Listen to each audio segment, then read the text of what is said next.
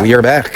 It is the ML Sports Platter. We are here at the Phoenix Sports Restaurant, and of course, the Phoenix OTB, getting ready for the Belmont Stakes, the 151st. I immediately want to thank Mike and the gang for having me out, and of course, when you look at the race today, we'll get into a few things here momentarily, but I just wanted to quickly mention Western New York OTB and, of course, the terrific folks at the Batavia Downs Gaming Group who were on board again for the ML Sports Platter with another really great Triple Crown year. Had Todd Height on all year long. It was really great, and appreciate their time and their effort in this whole Triple Crown deal. Couple of quick Belmont thoughts, not necessarily pertain to this race, but just in general. I went to the last two Belmonts. Pretty cool. It's you get the New York feel, the New York vibe, the excitement. And I saw a Triple Crown winner in Justify last year. I think the Belmont also just immediately makes you think of Secretariat. And I was just talking to a couple of horse racing fans and, some folks who have horses and have cared for them. And, the woman was like, well, I was in junior high when Secretariat, won. And she said, we'd never see anything like that, and we haven't seen anything since. And Secretariat, was a horse in 1973, and that was some decade, the 70s. When you look at Seattle Slew, you look at Affirmed, you look at Secretariat, and just remarkable stuff when you look at that time, and you're sitting there going, wow, this is amazing.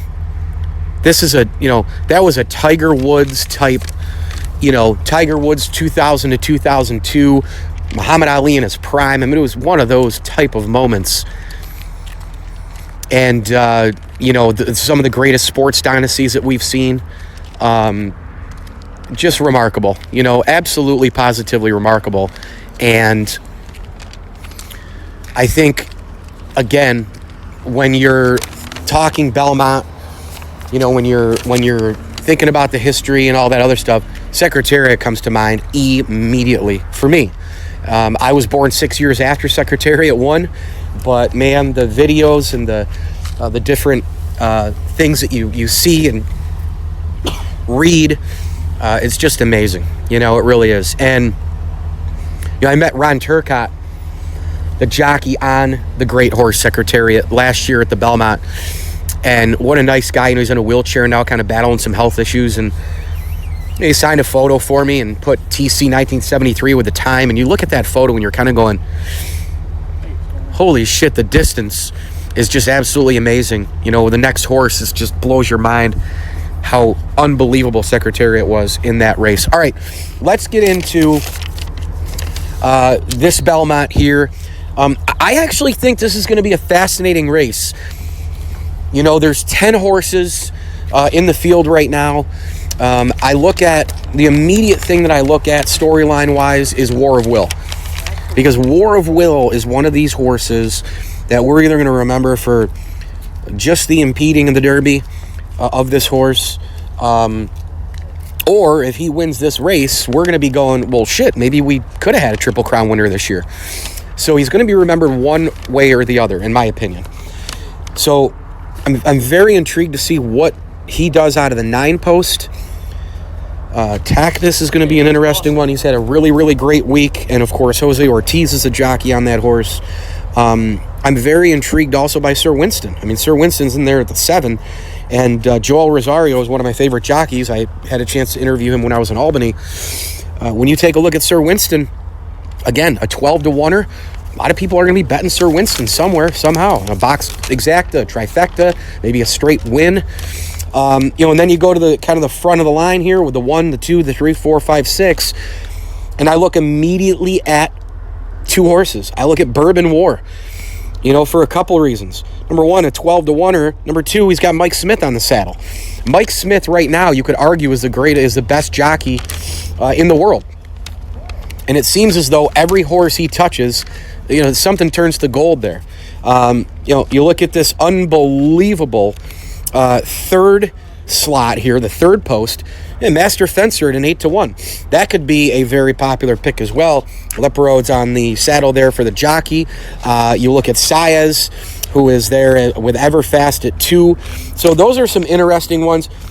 If I had to win place show this baby, I'm going to pick Bourbon War as the winner. I'm going to pick War of Will as the placer. And the shower, I'm going to go with Tacitus. He had a pretty good week. But, it's a friggin' crapshoot. I mean, it's this race is going to be 10 horses. It's going to be competitive. It's going to be interesting to see what horse has the stamina to really get it done, because that's really what it comes down to. It comes down to strength and stamina in terms of getting a Triple Crown winner. It comes down to part strength and tons of stamina in the Belmont. This is a freaking long-ass track, and everybody knows it. It's famous for that. So I think that's what I would go with. I would go the 5-horse Bourbon War. I'd go with a 9 War of Will. And then I'm going to go number 10, Tacitus. That's my win place show straight across the board. I think one other really interesting thing to look at, and I got a couple other thoughts, and I'll wrap it up.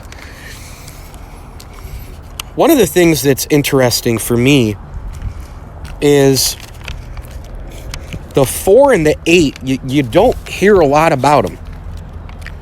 You don't hear a lot about Tax with Ira Ortiz Jr., and you don't hear a lot about Intrepid Heart. And that's, they've got that lethal combination of Todd Pletcher and Johnny Velasquez on the saddle. You wonder why that horse possibly is kind of flying under the radar. I mean, that combination should automatically make you go, maybe, just because the reputations speak for themselves. And Johnny Velasquez is a freaking legendary jockey, amazing. And Todd Pletcher, he knows what he's doing. He's a very rich man from doing this for a long, long time. So I look at those two horses that are not getting a lot of attention. I realize that 15-1 for Tax may be the reason why. But Intrepid Heart could be a good bet for somebody at 10-1. If you take Intrepid Heart, you could take him as a straight winner, or you could put him in any kind of bet. It'd be very interesting to see, like if you took let's say Jovia just places in the top 3. What if you go Jovia, you put him at 3rd, Intrepid Heart at 2, and pick, I don't know, Sir Winston.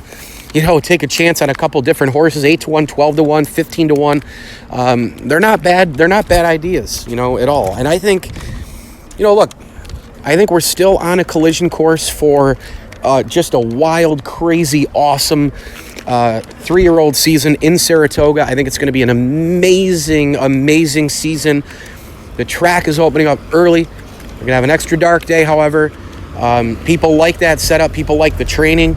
People say that it's going to be a lot better this year. I don't know how Saratoga can possibly get better, but that's what people say. And the strategy will be what 3-year-olds come out of this race and how many of them will race down, in Saratoga. I mean, will War of Will, could we see War of Will, Tacitus, and Bourbon War compete, in the Travers? Will we see how many horses from the Triple Crown races will we see at the Jim Dandy? There's going to be some interesting storylines there. And of course, the 3-year-old of the year is very wide open. And I realize what War of Will did in the Preakness. I realize the impediment in the Derby. But if he doesn't win this and it's somebody else, it may very well come down to Saratoga. And I'm very much looking forward to this Belmont. I think it's going to be pretty good. I wasn't really quite into it for a little while because I've had a sour taste in my mouth after I saw that HBO special, Real Sports, with the slaughterhouses and horses' heads getting banged in and killed and murdered, and them slitting them in the middle and bleeding to death. It was an absolute disgrace. Watching that thing made me sick to my stomach. I couldn't sleep that night. I almost cried during the special because I love the sport. I love the animals. I love most of the people. The thing is, folks, is I'm not dumb. Okay, some people might think I'm dumb, but I'm not dumb when it comes to sports stuff. And I'm here to tell you that with horse racing, I know. And I got in a lot of battles on Twitter. A lot of people unfollowed me. They got all pissed off. And they also didn't want to hear the friggin' truth. It's like, oh, well, most of it was sensationalized. It was this, it was that. It was old video. It was, well, you know what you're failing to realize? You're failing to realize that shit's still going on. We're still sending horses to slaughterhouses. It's happening.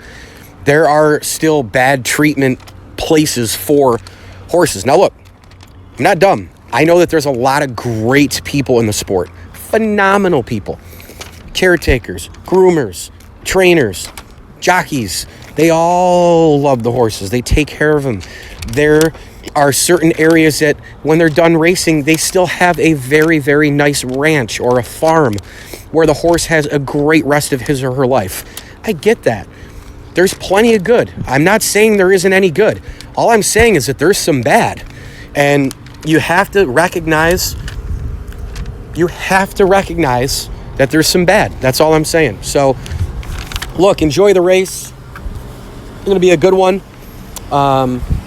Thanks for listening to a quick little ML Sports Platter podcast here from the Phoenix Sports Restaurant. Thanks to Mike and Shelly and the gang for having me out. Make sure you get down here during the week for the lunch buffet. I love it. It's $9.95. Comes with a soda or coffee. And, of course, you can get all-you-can-eat boneless wing specials, steak, and spaghetti. Great beers on tap in the bottle, in the can. Unbelievable desserts to take out of here, too.